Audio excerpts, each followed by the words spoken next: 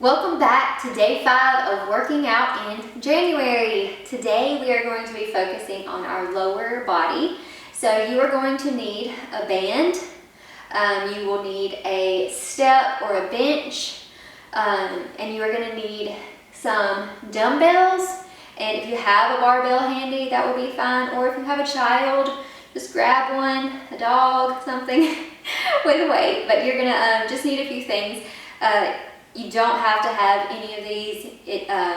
I will just be using them. So you can always modify these workouts to fit what you have at home or at the gym, whatever. So for our first circuit, we are going to be doing 2 rounds of this circuit. And the first exercise is a banded reverse lunge to glute contraction. So I am going to go ahead and put this band on. And we're doing 10 on each side. So do a lunge, and we're going to come up, and you're going to do a glute contraction. And you're going to feel that in your glute more than your back. So don't be going like arching your back while you do that. You want to keep your back pelvis tucked as much as possible and just squeezing in your glute. All right, so 10 of those. 2, 3, 4, 5, 6, 7, 8, 9, 10. Switch sides. Oh, okay. We're going to have to bring that back down. Technical difficulty, or is that like a malfunction? All right, let's try that one more time.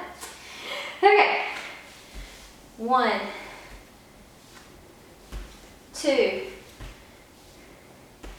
3, 4. Keep your pelvis tucked and core tight. 5, 6, 7, 8, 9, 10. All right, now we're going to move on to our second workout. We're going to leave our band because we're going to do a banded curtsy to a side leg raise. So we're doing 10 on each side. So we're going to go back. You bring your knee. Your knee usually falls right along where your the back of your front heel is, and you're going to come back up and bring your leg out to the side. And that's 1 rep. So 2, 3, 4, 5, 6, 7, 8. You should feel that in that side of your front leg, your hip. I felt that there in that hip. Okay, and now we're going to switch sides. 10 on the other side. 1, 2, 3, 4, and you do not have to have a band for these exercises. Or if you want to make it harder, you can add weight.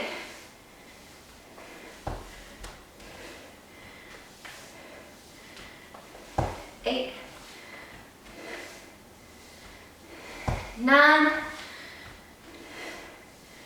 and 10. Now, we're going to leave our band on once again, and we're going to do some double pulse squat jumps. So,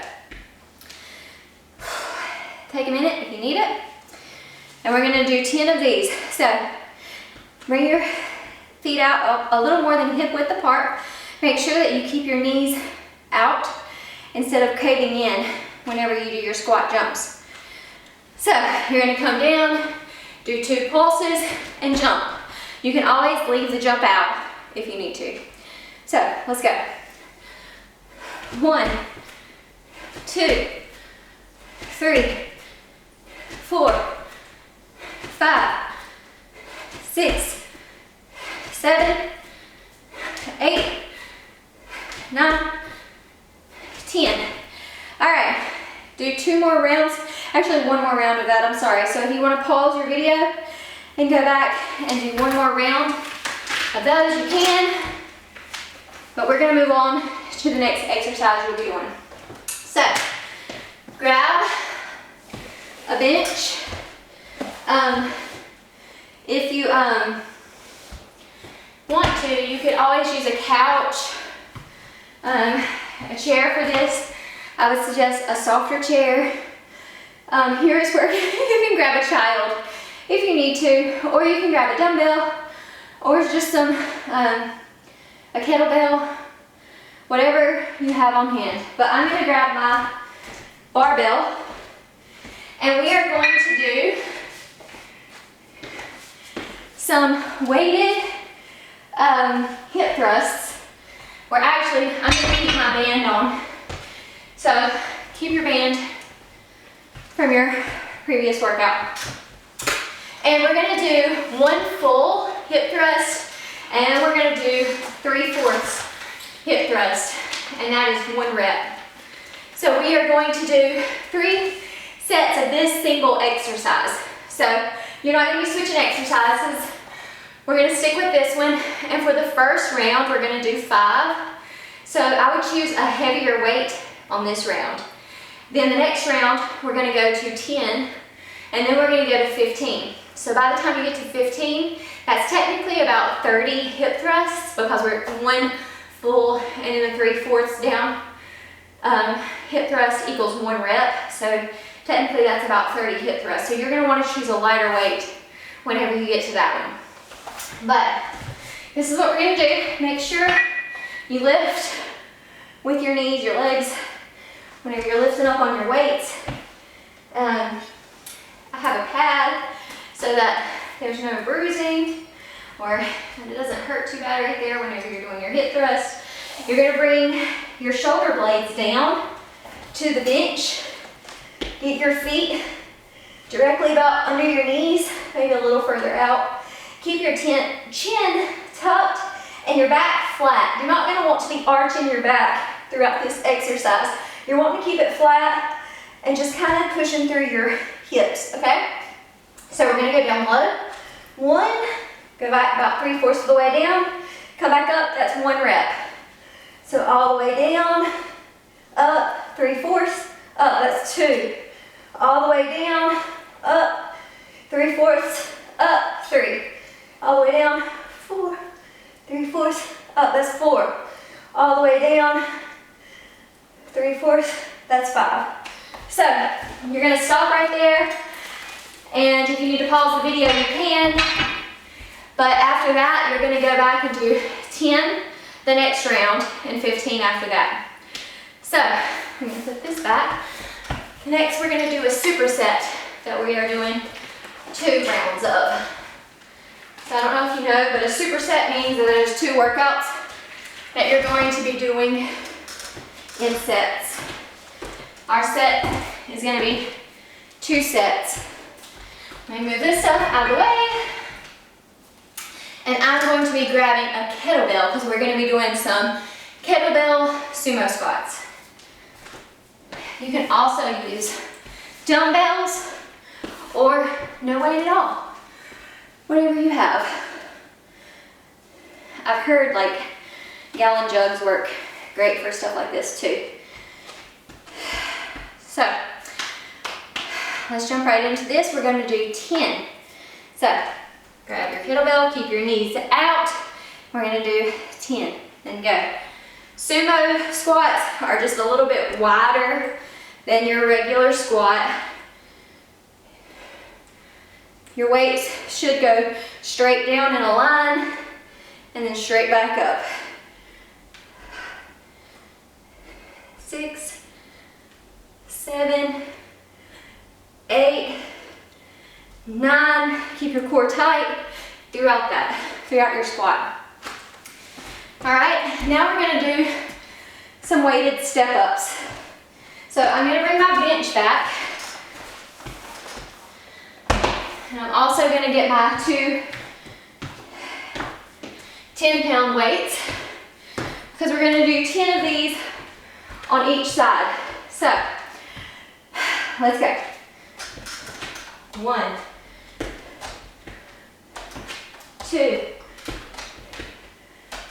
3, 4, 5, 6, 7, 8, 9, 10, switch sides. 1, 2, 3, 4, 5, 6, 7, 8, 9, 10. All right, so you're gonna, if you wanna pause the video there, you can, and go back and do one more round of that. Go back and do 10 more kettlebell sumo squats, 10 more weighted step ups on each side, and then we'll come back for our hamstring finisher. So, I don't know if you have a yoga ball, but we are going to be using that if you do. Also, if you don't have that, I will give you another option. But we are going to be taking the yoga ball, and this is a lot of reps. So if you need to break this up into 2 sets, that's fine. But this is our finisher, and we're going to do 50. Yeah, not 15, 50. So get ready for it. You might need to take a little breather before you get started. But this is focusing on our hamstrings. So you're gonna lay down. If you have a yoga ball, then you're gonna be putting your legs out straight on the yoga ball and lifting up your hips and rolling in. And your hips stay up, and you just bring them back and forth. 4, 5, 6, 7, 8, 9. I feel like I need to bring my ball back in. 10, 11, 12, 13, 14, 15. I don't know what I'm hitting. All right, I might have to stop for now. I think my barbell is getting in the way. But I'm also going to show you an option for some lying hamstring curls. So, let me get that out of the way, which is probably going to roll right back. Okay. So, if you want to do something else, if you have dumbbells, you can do this option as well. For some reason, I feel like this one's a little dangerous, but maybe it's not. I don't know. I just don't like to do it. But you're gonna lay down. I'm sorry, sometimes I'm awkward getting into these things. So we're gonna do 50 of these lying hamstring curls. So you put your weight in between your feet.